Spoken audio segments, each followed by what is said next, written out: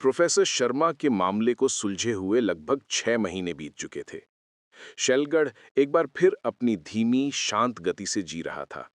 Inspector Vikram Singh ने भी खुद को यकीन दिला लिया था कि अब उनकी जासूसी के दिन लद गए और वो सच में अपनी रिटायर्ड जिंदगी का आनंद ले सकते हैं। लेकिन जैसा कि शैलगढ़ की आदत थी, उसकी शांति ज्यादा देर टिकने वाली नहीं थी। कस्बे में शरद महोत्सव की धूम थी।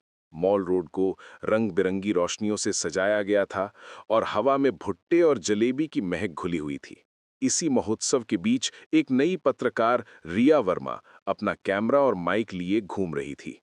रिया दिल्ली के एक बड़े अखबार के लिए काम करती थी और उसे छोटे शहरों की अनकही कहानियां कवर करने के लिए शैलगढ़ भेजा गया था। वो किसी भी खबर के लिए भूखी रहती थी और उसकी नजरें हमेशा उस चीज की तलाश में रहती थीं जो सतह पर दिखाई नहीं देती। इसी महोत्सव में सब इंस्पेक्टर अर्जुन को सुरक्षा व्यवस्था की जिम्मेदारी सौंपी गई थी। विक्रम के मार्गदर्शन में पिछला केस सुलझाने के बाद अर्जुन का आत्मविश्वास बढ़ गया था। वो अब हर छोटी बड़ी बात को शक की नजर से देखता था, कभी-कभी कुछ ज्यादा ही। जब एक बच्चा गुब्बारा फूटने से रो पड़ा, तो अर्जुन ये जांच करने पहुंच गया कि कहीं ये किसी साजिश का हिस्सा तो नहीं। विक्रम ये सब दूर एक बेंच पर बैठे देख रहे थे और मन ही मन मुस्कुरा रहे थे। तभी उन्होंने एक जानी पहचानी आवाज सुनी। आप ही रिटायर्ड इंस्पेक्टर विक्रम सिंह हैं, है ना? विक्रम ने मुड़कर देखा। उनके सामने वही चुलबुली पत्रकार रिया खड़ी थी। उसकी आंखों में एक चमक थी। मैंने आपके बारे में बहुत सुना है। प्रोफेसर शर्मा वाला केस शानदार काम था। अब मैं रिटायर हो चुका हूं, मिस रिया रिया वर्मा। उसने अपना हाथ आगे बढ़ाते हुए कहा। रिटायरमेंट तो बस एक शब्द है इंस्पेक्टर साहब। कहते हैं एक जासूस कभी रिटायर नहीं होता। विक्रम कुछ जवाब देते, इससे पहले ही भीड़ में एक चीख गूंजी। लोग जायंट व्हील के पास इकट्ठा हो रहे थे। विक्रम और रिया दोनों उस ओर भागे। अर्जुन पहले से ही वहां मौजूद था और भीड़ को नियंत्रित करने की कोशिश कर रहा था। जायंट व्हील के नीचे शैलगढ़ के मशहूर लेकिन एकांतवासी लेखक श्रीकांत सहाय जमीन पर पड़े थे। उनकी आंखें खुली थीं और पास में उनकी छड़ी पड़ी थी। पहली नजर में ऐसा लग रहा था कि झूले से उतरते वक्त दिल का दौरा पड़ने से उनकी मौत हो गई है। ये तो स्वाभाविक मौत लग रही है, अर्जुन ने अपनी नई सीखी हुई जासूसी भाषा में कहा। कोई बाहरी चोट नहीं, कोई संघर्ष के निशान नहीं। रिया ने अपना कैमरा निकाला और तस्वीरें लेना शुरू कर दिया। एक मशहूर लेखक की मौत, वो भी महोत्सव के बीचों बीच, ये तो ब्रेकिंग न्यूज है। विक्रम चुपचाप श्रीकांत सहाय की लाश को देख रहे थे। उनकी नजर लेखक के हाथ पर पड़ी।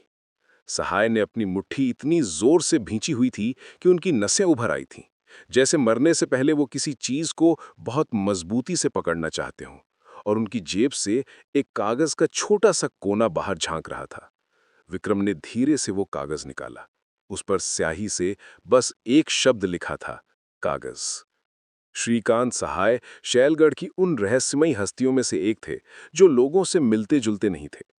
वो अपने पुराने पहाड़ी घर में अकेले रहते थे और पिछले 20 सालों से एक महान उपन्यास लिख रहे थे, जिसके बारे में कस्बे में तरह तरह की कहानियां थीं। कुछ कहते थे कि वो उपन्यास शैलगढ़ के छुपे हुए राज पर आधारित है, तो कुछ का मानना था कि उसमें किसी बहुत बड़े खजाने का राज लिखा है। अगली सुबह विक्रम अर्जुन के साथ श्रीकांत सहाय के घर पहुंचे।